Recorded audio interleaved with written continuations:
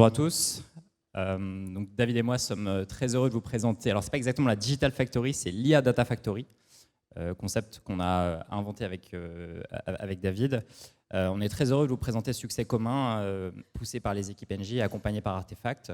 Donc, cette IA Factory, c'est un concept qui vise à déployer des équipes hybrides pour piloter de l'intérieur et lancer de l'intérieur des use cases sur la data science et l'intelligence artificielle dans les entreprises, qui vise à créer finalement les premiers essais, puis à industrialiser, passer au banc d'essai et industrialiser les use cases au sein des entreprises. Donc c'est ça qu'on va vous présenter aujourd'hui. Chez Artefact, on en a lancé plusieurs, notamment une récente chez Carrefour sur laquelle on a beaucoup communiqué, mais celle avec Engie, c'est la toute première qu'on a lancée. Et donc on est heureux de revenir sur ce succès qu'on a lancé, je crois, David, il y a quasiment 1 an et demi. Et donc on est heureux de vous faire une petite rétrospective aujourd'hui.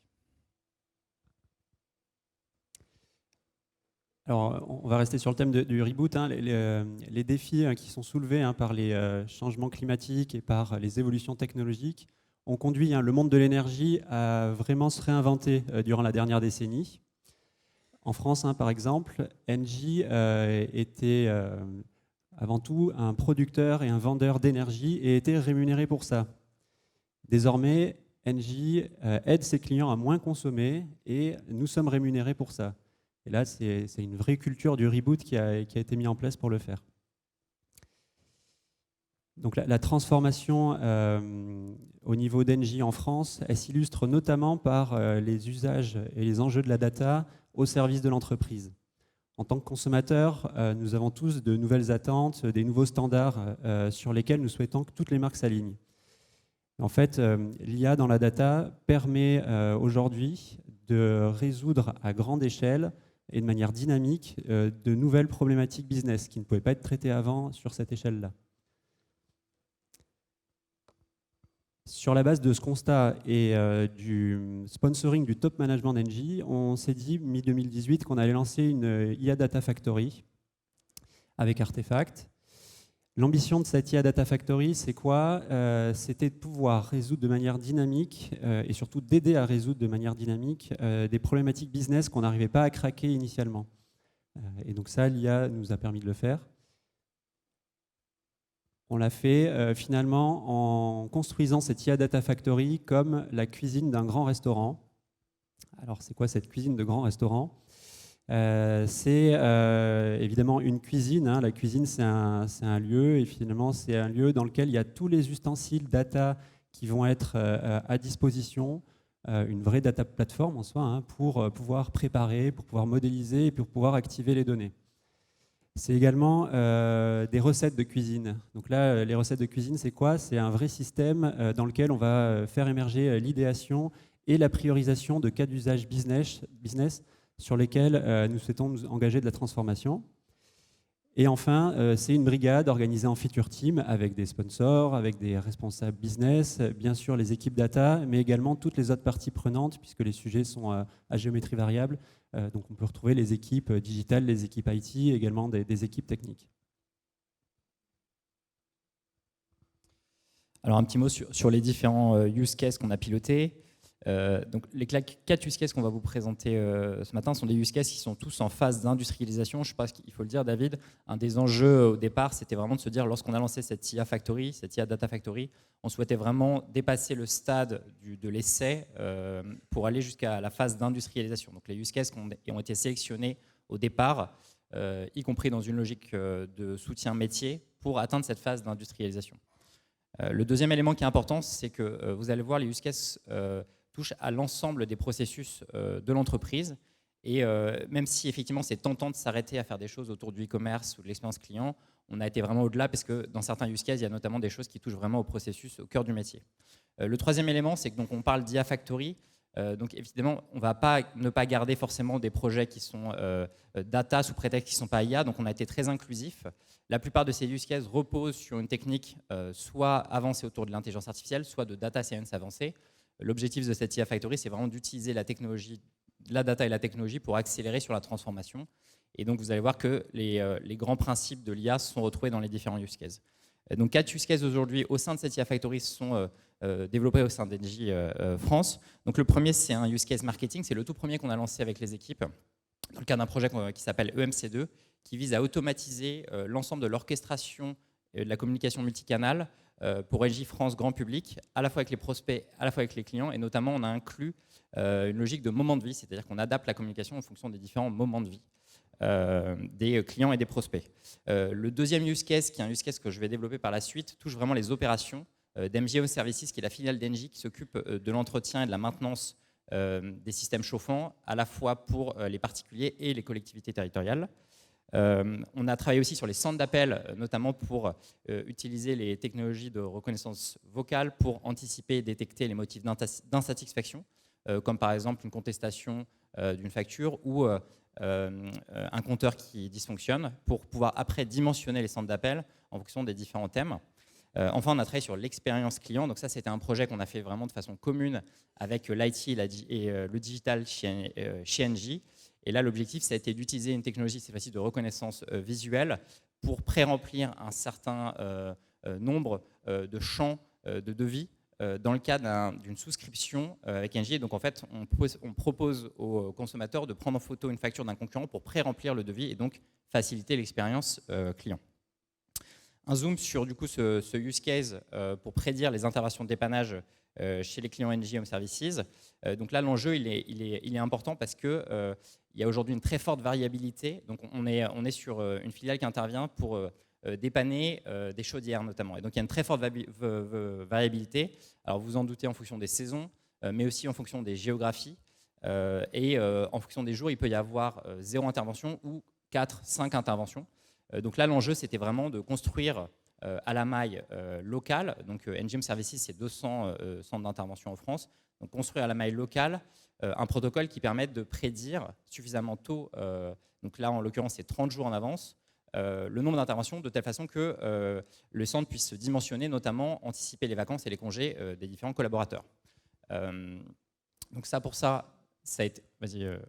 Et ça, quelle que soit la taille d'une agence, hein, parce qu'il y a des toutes petites agences, Vincent le disait, il y a des agences de taille moyenne ou des très grosses agences, et pouvoir prendre en compte ce facteur aussi de différence de volume en nombre d'interventions était clé dans ce modèle-là, pour qu'on puisse être au plus juste et à la fois répondre à des problématiques de performance pour les très grosses agences qui, pour elles, c'était assez facile de prédire les... Enfin, assez facile. C'était plus facile de prédire les choses versus les toutes petites agences où là, on est, quand on fait 10 interventions par jour, si on se trompe d'une intervention, ça fait un écart de 10%. C'est tout de suite assez conséquent. Donc on a vraiment travaillé dans cette logique de catégoriser et de clusteriser les agences. Voilà, donc le modèle repose sur un certain nombre de données. Donc c'est évidemment des historiques d'intervention. Donc là-dessus, on s'appuie sur des techniques de machine learning. C'est aussi la météo. On a récupéré des données à la maille proxy qui nous permettent d'être très fiables sur les données météo. C'est un certain nombre de données aussi endogènes, comme par exemple les congés des différents collaborateurs. Et donc on livre une recommandation à chacune des agences sur effectivement le nombre d'interventions.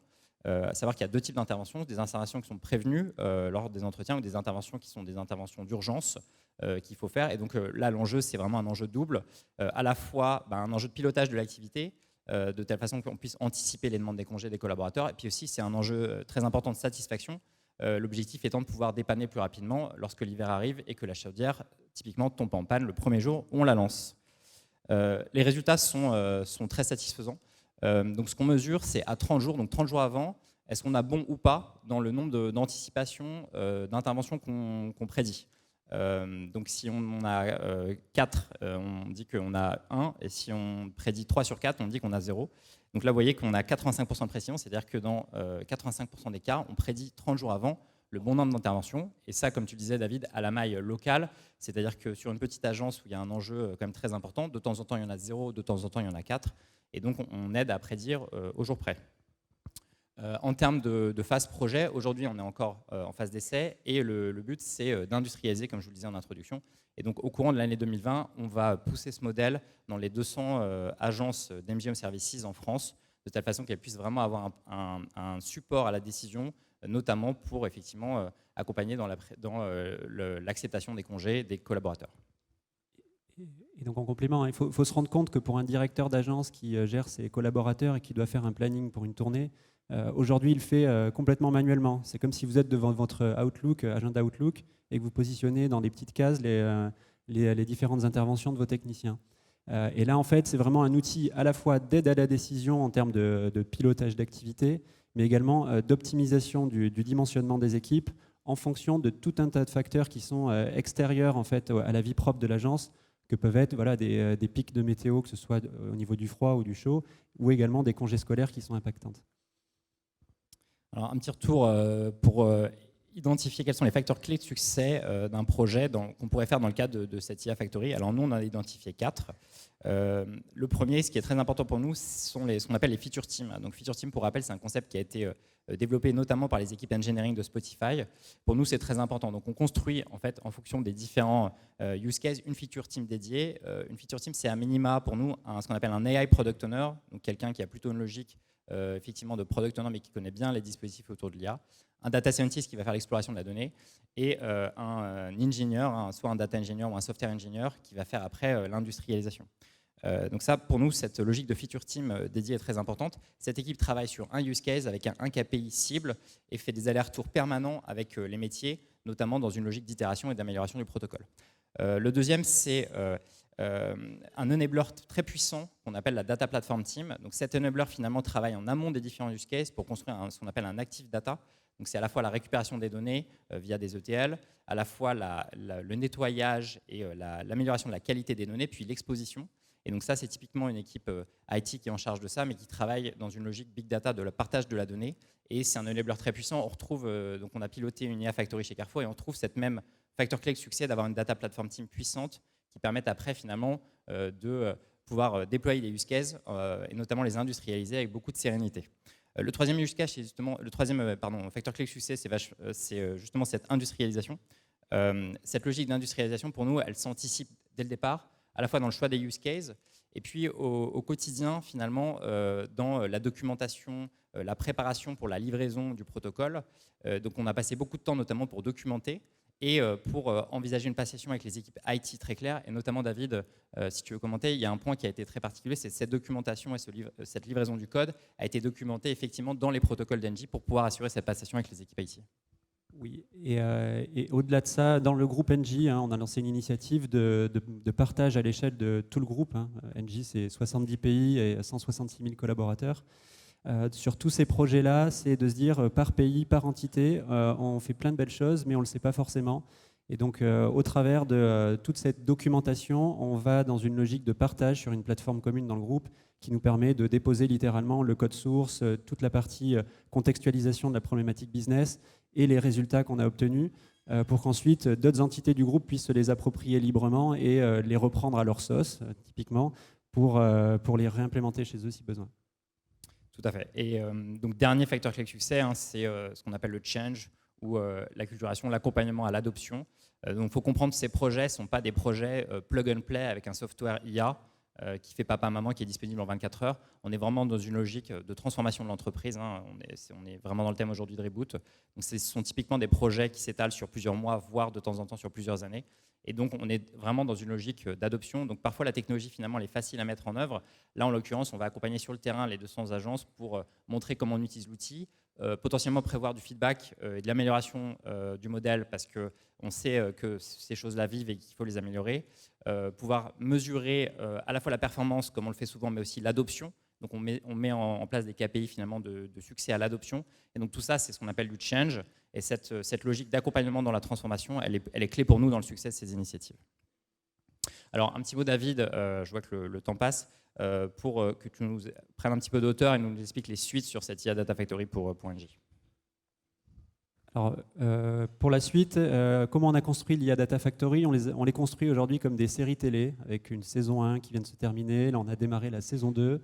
Et si tout se passe bien, on fera une saison 3.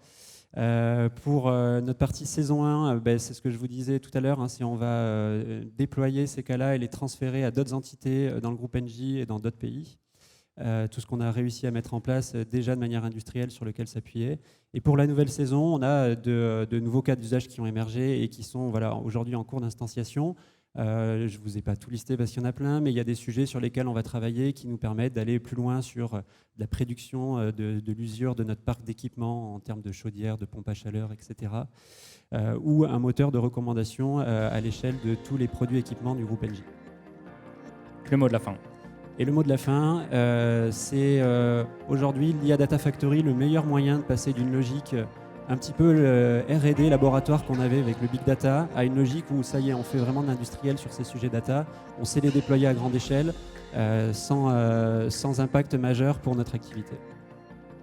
Merci à tous.